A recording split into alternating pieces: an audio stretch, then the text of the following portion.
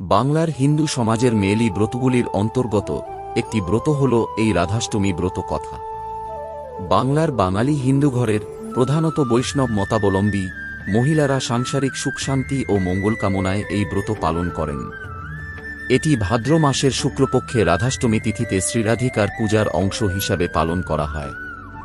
যে কোনো ব্রতকথা শোনার বা পাঠ করার একটি নির্দিষ্ট নিয়ম রয়েছে, আর তা হল ব্রতকথাটি সম্পূর্ণ পাঠ বা শ্রবণ করা প্রয়োজন। ঋষি শৌনক মহামতি সুতকে জিজ্ঞাসা করিলেন, হে সুত, অন্যান্য দেবতাদের উপাসনার চেয়ে শ্রীকৃষ্ণের আরাধনাই শ্রেষ্ঠ বলে জানি। আরও শুনেছি তার চেয়েও রাধারানীর আরাধনা অধিকতর পুণ্যপ্রদ ও শ্রেষ্ঠ। অতএব শ্রী রাধার অর্চনা বিষয়ে কোনো ব্রতাদির কথা বলুন। সুত বললেন, হে ঋষিবর, আমি একটি গোপনীয় ব্রতের কথা বলছি, শুনুন। একদিন দেবর্ষি নারদ শ্রীকৃষ্ণের নিকটে উপস্থিত হয়ে জিজ্ঞাসা করলেন, ভগবান, আপনার শ্রীমুখে অনেক ব্রতের কথা শুনেছি, এখন শ্রীমতী রাধিকার জন্মদিনের ব্রতকথা শুনতে ইচ্ছা করি। শ্রীকৃষ্ণ বললেন, দেবর্ষি, তুমি আমার পরম ভক্ত, সেজন্য তোমার কাছে বলছি, শ্রবণ করো। কোনো এক সময় সূর্যদেব ত্রিলোক ভ্রমণ করতে করতে নানা প্রকার ঐশ্বর্য দেখে মনে মনে তপস্যার সংকল্প করে মন্দার পর্বতের গুহায় কঠোর তপস্যা আরম্ভ করলেন।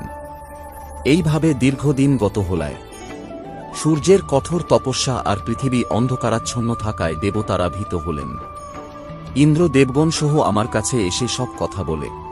আমি বললাম, হে দেবগণ, সূর্য থেকে আপনাদের কোনো ভয় নেই, আপনারা নিজ নিজ স্থানে যান, আমি সূর্যদেবকে তপস্যা থেকে নিরস্ত করব। তারপর আমি সূর্যদেবের কাছে গেলাম। সূর্যদেব আমাকে দেখে খুব আনন্দিত হলেন। তিনি বললেন, হে শ্রীহরি, আপনার দর্শন পেয়ে আমার জন্ম ও তপস্যা সার্থক হল। যিনি সৃষ্টি, স্থিতি, সংহার কর্তা, ব্রহ্মা বিষ্ণু মহেশ্বর, যাকে সবসময় চিন্তা করেন, তাকে দর্শন করে আমি ধন্য হলাম। আমি সন্তুষ্ট হয়ে সূর্যদেবকে বললাম, হে দিবাকর, তুমি তপস্যায় সিদ্ধিলাভ করেছ, এখন বর প্রার্থনা করো। তুমি আমার পরম ভক্ত, সেজন্যই তোমাকে আমি দর্শন দিলাম। এই কথা শুনে সূর্যদেব বললেন, হে প্রভু, আমাকে একটি গুণবতী কন্যার বর দিন, আপনি চিরদিন সেই কন্যাটির বশীভূত থাকবেন, এছাড়া আমার আর কোনো ইচ্ছা নেই। আমি তথাস্তু বলে তাকে বললাম, এই ত্রিলোকে আমি একমাত্র শ্রীরাধিকারই বশীভূত, শ্রীরাধা এবং আমাতে কোনো প্রভেদ নেই। আমি পৃথিবীর ভার লাঘবের জন্য বৃন্দাবনে নন্দালয়ে অবতীর্ণ হব, তুমিও সেখানে বৃষভানু নামে রাজা হয়ে জন্মগ্রহণ করবে। শ্রীরাধা আপনার কন্যারূপে অবতীর্ণ হবে। তারপর শ্রীহরি মথুরায় জন্মগ্রহণ করে নন্দালয়ে এলেন। সূর্যদেব বৈশ্যকুলে জন্মগ্রহণ করে বৃষভানু হলেন। গোপকন্যা কীর্তিদার সঙ্গে তার বিবাহ হল। যথাসময়ে ভাদ্র মাসের শুক্লপক্ষের অষ্টমী তিথিতে বিশাখা নক্ষত্রে কীর্তিদার গর্ভে রাধিকা জন্মগ্রহণ করলেন। গোপ গোপীরা আনন্দোৎসব আরবে মেতে উঠল। আমার মায়ায় মুগ্ধ হয়ে রাধিকা আমাকেই পতিত্বে বরণ করতে ইচ্ছা করলেন। যথাকালে আয়ান ঘোষের সঙ্গে শ্রীরাধার বিবাহ হল বটে, কিন্তু আমাকে পরম পুরুষজ্ঞানে আমার সঙ্গে বিহার করতে লাগলেন।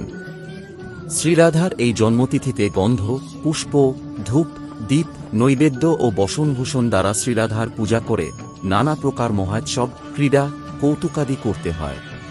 রাধার সখীবৃন্দ, গোপিকাবৃন্দ, কীর্তিদা, বৃষভানু প্রভৃতিরও পূজা করতে হয়। তারপর ব্রতকথা শুনে সেই দিন উপবাসী থেকে পরদিন বৈষ্ণবদের সঙ্গে প্রার্থনা করতে হয়। রাধা নামের সঙ্গে কৃষ্ণ নাম যুক্ত করে জপ করলে যাবতীয় মন্ত্র জপের ফল লাভ হয়। তপ জপে আমার যেমন সন্তোষ জন্মে, একবার রাধা নাম উচ্চারণ করলে তার চেয়ে সহস্রগুণ বেশি আমি সন্তোষ লাভ করি।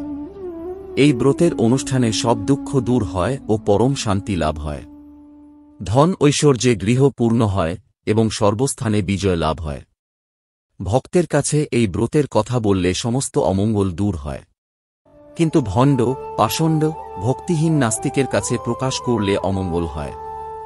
শ্রীকৃষ্ণের কাছে এই কথা শুনে নারদ মর্তে এই ব্রত প্রচার করলেন আর নিজেও ব্রত পালন করলেন।